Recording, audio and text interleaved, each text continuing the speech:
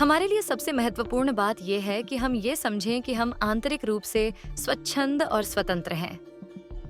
ये स्वतंत्रता बाहरी घटनाओं या परिस्थितियों पर निर्भर नहीं होती। हमारे भीतर जो शांति और संतोष है, वो किसी भी बाहरी घटना से प्रभावित नहीं हो सकता। जब हम अपने भीतर की इस सच्चाई को महसूस करते हैं, तो जीवन में हर अनुभव को एक नए दृष्टिकोण से देखने की क्षमता हमें मिलती है।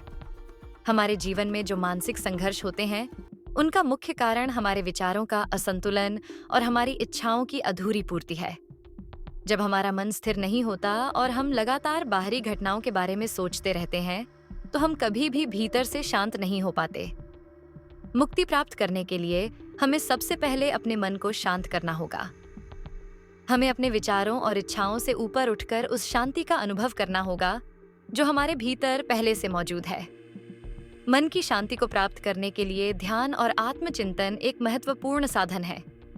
जब हम ध्यान करते हैं, तो हम अपने भीतर के शोर को शांत करते हैं। हम अपने विचारों और भावनाओं से एक दूरी बना पाते हैं और अपनी आंतरिक शांति को पहचान सकते हैं। जब हम ध्यान की इस अवस्था में होते हैं, तो हमें ये एहसास होता है कि हम न तो हमारे विचार हैं, न ही हमारी इच्छाएं। हम एक ऐसी शांति का अनुभव करते हैं जो किसी बाहरी कारण से नहीं जुड़ी होती। यही शांति असली मुक्ति का रूप है। मुक्ति का अर्थ ये नहीं है कि हम पूरी तरह से बाहरी संसार से भाग जाएं। मुक्ति का मतलब ये है कि हम बाहरी घटनाओं और परिस्थितियों से मानसिक रूप से मुक्त हो जाएं। ये आंतरिक स्वतंत्रता हमें केवल तब मिलती है जब हम अपने भीतर की शांति और संतोष को महसूस करते हैं। जब हम अपने भीतर शांति पा लेते हैं, तो बाहरी घटनाएं हमारे भीतर किसी तरह की अशांति पैदा नहीं कर सकती। हम हर अनुभव को एक गहरे ज्ञान और समझ के साथ जी सकते हैं।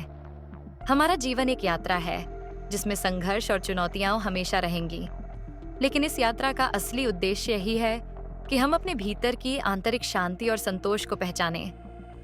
जब हम अपने भीतर की इस शांति को पहचानते हैं, तो हमें बाहरी दुनिया की किसी भी चीज की आवश्यकता नहीं महसूस होती। हम आत्मनिर्भर और मुक्त होते हैं, क्योंकि हम जानते हैं कि असली शांति हमारे भीतर है।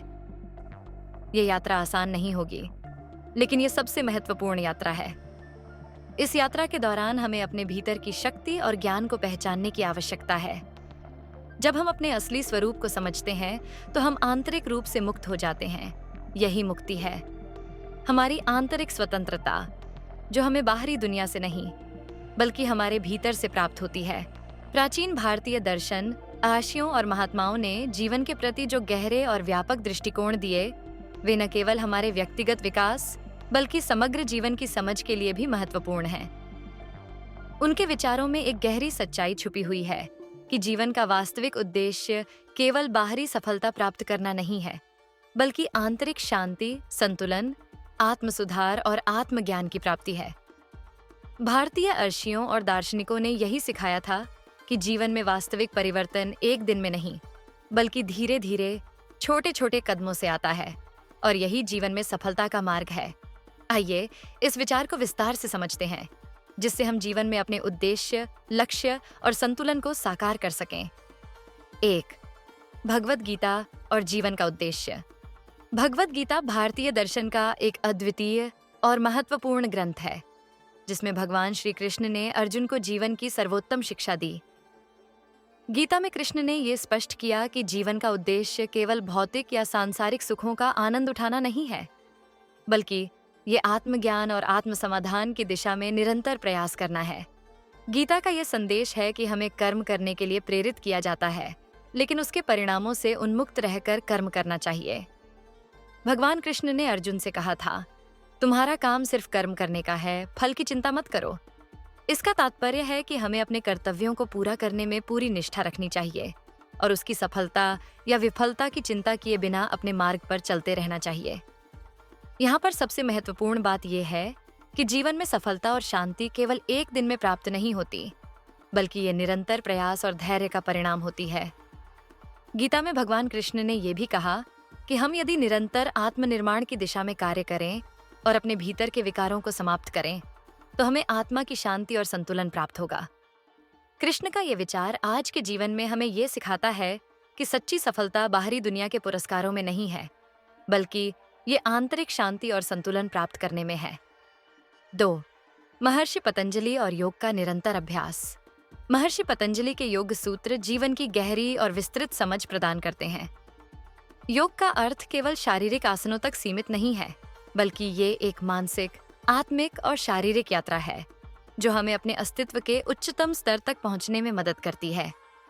पतंजलि के अभ्यास और वैराग्य के सिद्धांत इस बात को दर्शाते हैं कि जीवन में किसी भी उद्देश्य को प्राप्त करने के लिए निरंतर प्रयास और अभ्यास की आवश्यकता होती है। अभ्यास का अर्थ है कि हमें किसी भी कार्य को नियमित रूप से और निरंतर करना चाहिए, चाहे वो साधना हो, योगाभ्यास हो या जीवन में छोटे छोटे सुधार करने का प्रयास हो। वैराग्य का अर्थ है कि हमें अपने कार्यों के परिणामों से उन्मुक्त रहना चाहिए। पतंजलि का ये विचार ये दर्शाता है कि अगर हम अपनी मानसिक स्थिति को नियंत्रित करने में सक्षम हो जाते हैं, तो हम जीवन में आंतरिक शांति प्राप्त कर सकते हैं। महर्षि पतंजलि ने यह भी कहा कि जो व्यक्ति लगातार अभ्यास करता है, वो अंततः महानता की ओर बढ़ता है। ये निरंतर प्रयास और साधना के सिद्धांत को व्यक्त करता है। योग के माध्यम से हम ये सीखते हैं कि शारीरिक लचीलेपन से लेकर मानसिक शांति और आत्मिक ज्ञान तक हर स्तर पर सुधार की आवश्यकता होती है, और ये सुधार केवल निरंतर अभ्यास से ही संभव है। 3. स्वामी विवेकानंद का दृष्टिकोण और आत्मनिर्भरता। स्वामी विवेकानंद भारतीय समाज के लिए एक प्रेरणा स्रोत बने। उन्होंने न केवल समाज को जागरूक किया, बल्कि आत्मविश्वास और आत्मनिर्भरता के महत्व को भी समझाया। स्वामी विवेकानंद ने ये कहा था कि उठो, जागो और तब तक मत रुको जब तक लक्ष्य प्राप्त न हो जाए। उनका ये विचार जीवन के प्रति निरंतर संघर्ष और संकल्प को दर्शाता है। स्वामी विवेकानंद का मानना था कि सफलता केवल बाहरी दुनिया में नहीं है, बल्कि ये हमारे भीतर है। वो कहते थे, जो अपने आप को सुधारता है वही सच में दुनिया को सुधार सकता है। इसका अर्थ ये है कि अगर हम अपने जीवन में छोटे छोटे सुधार करते रहें, तो ये अंततः बड़ी सफलता में बदल जाएगा। स्वामी विवेकानंद का ये दृष्टिकोण ये दर्शाता है कि जीवन में किसी भी लक्ष्य को प्राप्त करने के लिए निरंतर संघर्ष, आत्मविश्वास और आत्मनिर्भरता की आवश्यकता होती है। ये समझाने के लिए है कि जो हम मानते हैं वो हमेशा सही नहीं होता। हमारे जीवन का हर अनुभव हमारे मन और आत्मा के विचारों से निर्धारित होता है। जब तक हम अपनी आत्मा को पहचान नहीं पाते, तब तक हम जीवन के असल अर्थ को नहीं समझ सकते। क्या आप तैयार हैं अपने जीवन को बदलने के लिए? ओशो ने हमें ये सिखाया था कि हमारे जीवन का बदलाव केवल हमारी सोच और समझ में बदलाव से आता है। यदि हम अपनी सोच को बदलते हैं, तो हम अपने जीवन को भी बदल सकते हैं। ओशो के विचार हमें यही सिखाते हैं कि जीवन के सबसे गहरे रहस्यों को समझने के लिए हमें अपनी अवेयरनेस को बदलने की आवश्यकता है।